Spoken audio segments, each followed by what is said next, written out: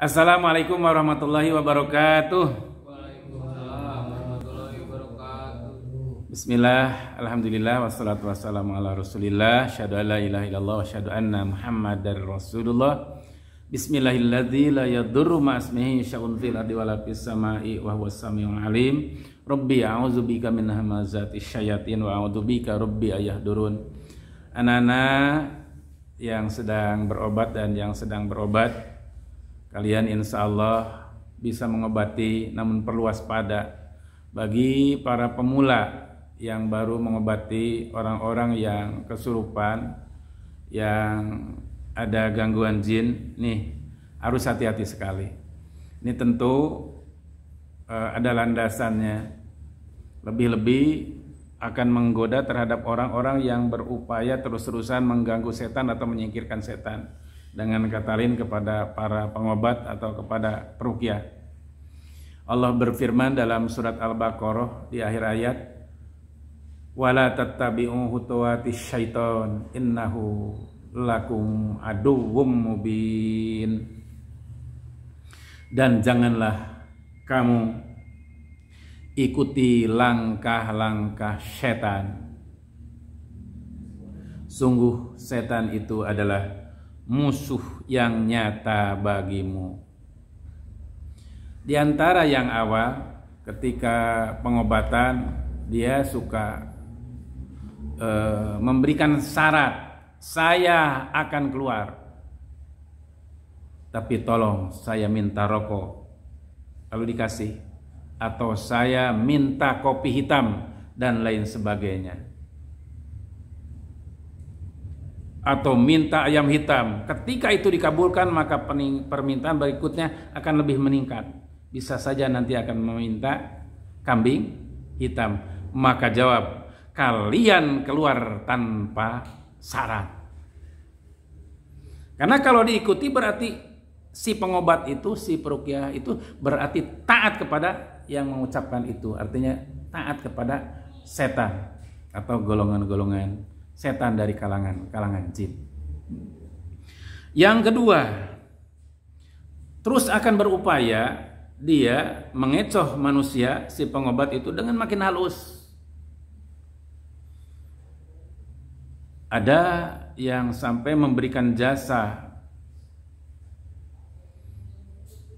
ini amalkan surat ini, itu golongan jin, saya akan keluar dengan surat ini. Maka tolong jawab, karena kalau langsung jangan-jangan, ketika langsung diikuti, jangan-jangan dia kehendaknya seperti itu. Kalaupun mengamalkan, saya bukan taat kepada kamu, tapi taat kepada Allah dan Rasulnya, maka kalian keluar tetap tanpa syarat.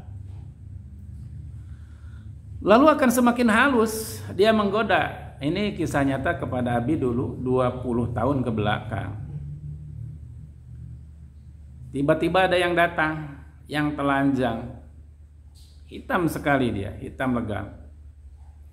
Ingin diobati, karena pernah diobati waktu di jalan dulu, waktu di Cirahong kalau nggak salah. 1 minggu ke depan dia jalan kaki. Akhirnya bincang-bincang dan dirawat, janji dia 1 minggu akan keluar. Namun dalam perjalanan 1 minggu itu belum total semua. Kenapa kalian belum keluar semuanya?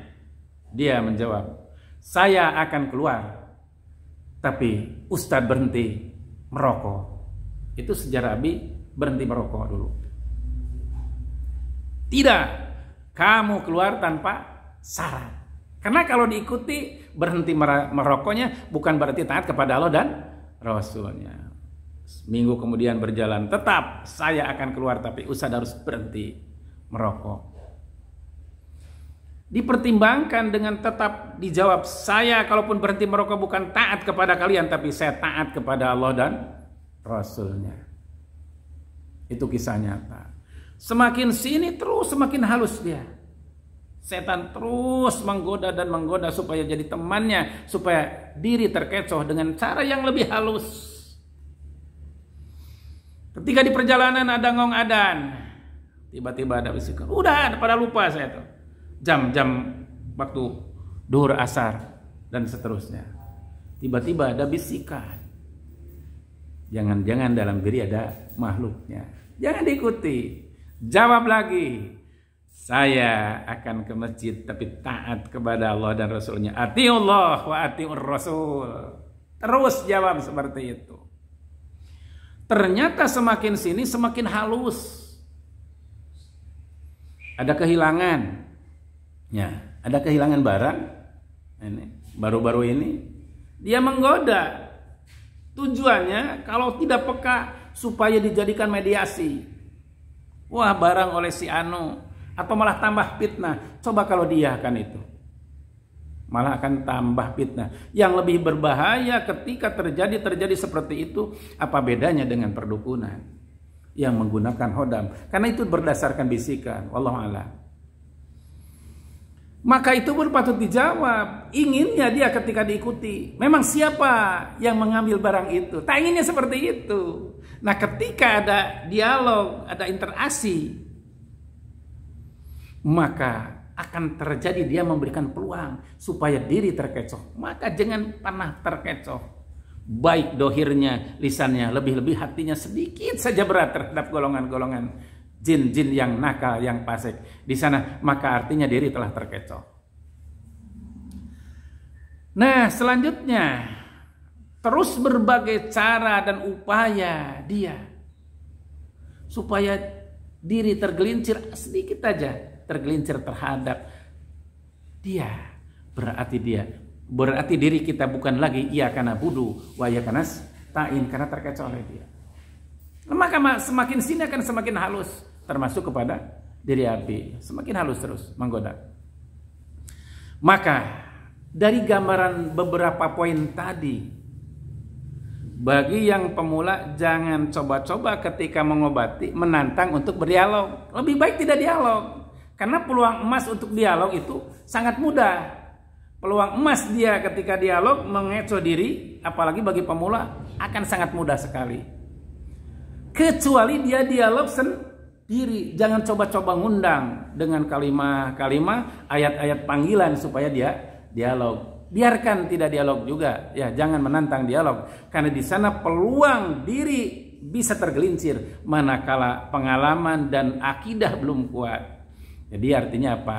Jangan pernah mengundang untuk mau berbicara dengan golongan-golongan jin. Yang terakhir, jangan coba-coba berupaya saya ingin bangga ketika bereaksi. Jadi mengobati itu jangan berbicara reaksi ataupun tidak. Ada makhluk ataupun tidak, bereaksi ataupun tidak, biarkan. Karena yang maha penyembuh adalah Allah. Wa nunazzilu minal Qur'an ma huwa syifaa'un wa rahmatul lil mu'minin. Serahkan kepada Allah. Bereaksi atau tidak, yakinkan Allah yang menyembuhkan. Namun biasanya ada satu kepenasaran, baik itu si pengobat, lebih-lebih yang pemula ataupun yang berobat. Saya mah tidak bereaksi, artinya tidak ada apa-apa, tidak ada yang mengganggu. Padahal awalnya kan biasa didiagnosa dulu, ada gambaran apa dari rumah datang ke sini, dakwah dulu dengan niat dakwah juga terhadap golongan-golongan jin. Allah ciptakan jin dan manusia untuk ibadah, kan didiagnosa dulu ciri-ciri orang-orang yang diganggu golongan jin, gelisah, susah tidur, mudah amarah, menyendiri, jelek sangka terhadap orang lain. Itu diantaranya. Manakala ada ciri-ciri itu patut dipertimbangkan untuk pengobatan selanjutnya. Namun tidak semua seperti itu. Kadang-kala tidak ada cirinya. Nah, ya, santri-santri Ar-Rahmaniyah yang berobat dan yang berobat, sekali lagi perhatikan. Jangan sampai terpedaya oleh ucapan-ucapan golongan jin yang sedang merasuk dalam jasad manusia, karena semakin sana akan semakin halus menggodanya. Jangankan lisan mengiyahkan, lebih-lebih hati yang harus selamat. Jangan pernah berat sedikit pun terhadap ucapan-ucapan mereka, tapi jawab, kalaupun saya lakukan bukan taat kepada kalian, tapi atiullah wa atiur rasul, taat kepada Allah dan Rasulnya. Mudah-mudahan wabil khusus bagi anak-anak santri di sini di Ar-Rahmaniyah. Yang kedua, bagi hamba-hamba Allah Sobat Rehab Aziz TV yang masih belajar pengobatan. Mudah-mudahan menambah ilmu. Yang benarnya dari Allah, salahnya mutlak kesalahan Abi, mudah-mudahan Allah memaafkan dan Allah memberikan petunjuk untuk lebih baik dan lebih baik di jalan Allah. Assalamualaikum warahmatullahi wabarakatuh. Waalaikumsalam.